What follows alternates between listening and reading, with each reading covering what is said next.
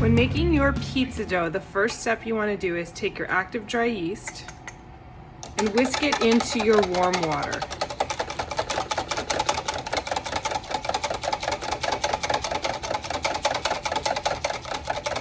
Let this dissolve and sit for 5 minutes, and we're going to mix the rest in the mixer.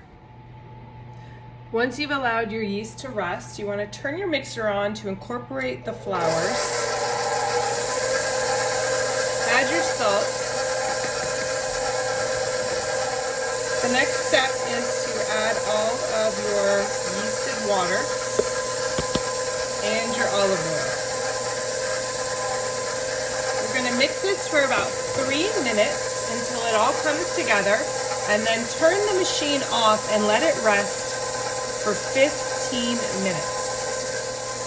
Because the dough is a smaller amount in this larger mixer, I am going to stop the machine and scrape it down from the sides to help it out. And then turn it back on and continue mixing for that 3 minutes total.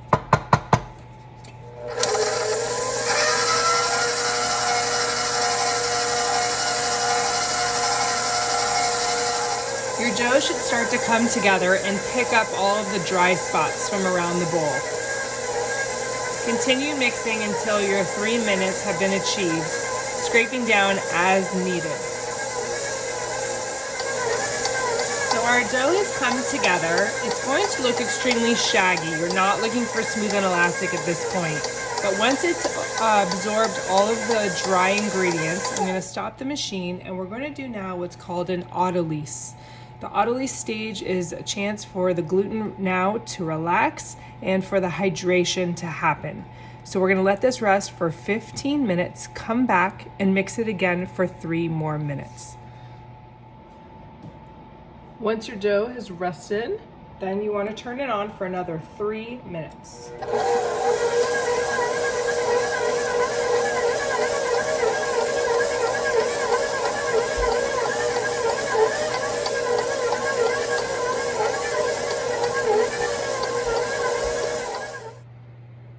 After your pizza dough is done, then you want to take it out of the bowl.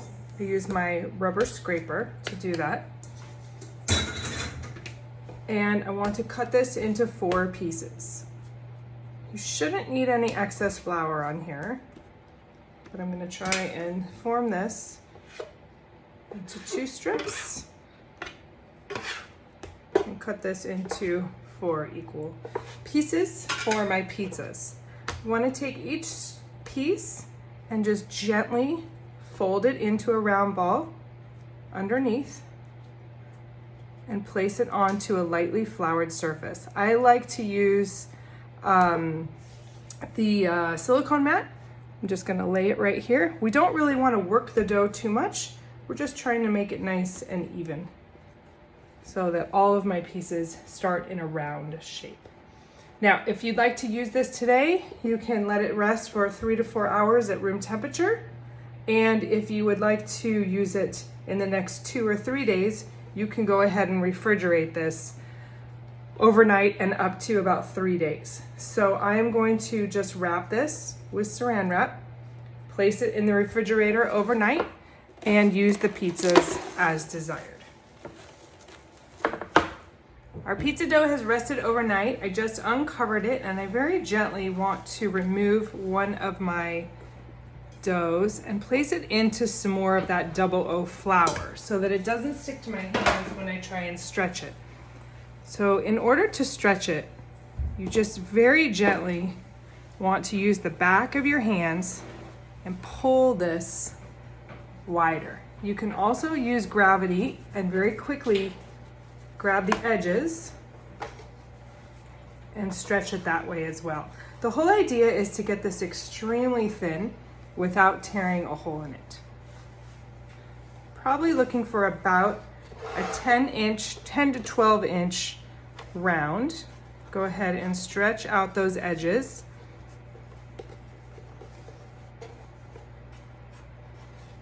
And then we have a beautiful pizza crust. Before we leave it on here and do our toppings, we want to place a little bit of semolina on the bottom of our board. So this is my pizza peel. The semolina is going to act like ball bearings so that it will move when we were ready to put it into the oven.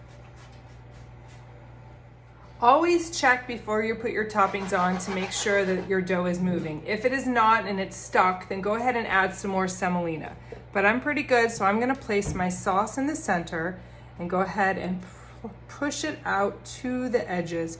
I wanna leave about at least a ½ inch gap where there is no sauce around the edge, and that's where my crust will puff up beautifully around my pizza.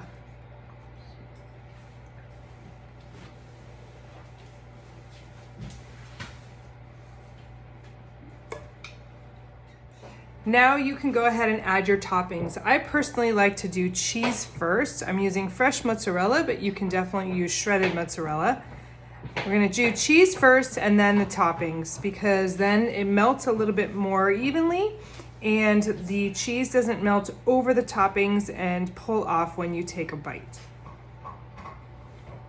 Once you have your pizza all topped with your toppings, we're ready to go into the oven, and we want to check it one more time to make sure that it's going to slide. So I have my oven at 525. I have my pizza stone. I'm going to place my peel right on the stone. Go ahead and pull it off very gently and close the oven door. Pizza's done. You want to remove it back onto the pizza peel. Go ahead and place it on the counter. You can let it rest for a few minutes.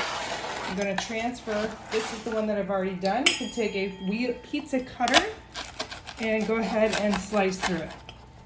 You can cut as many slices as you like and enjoy.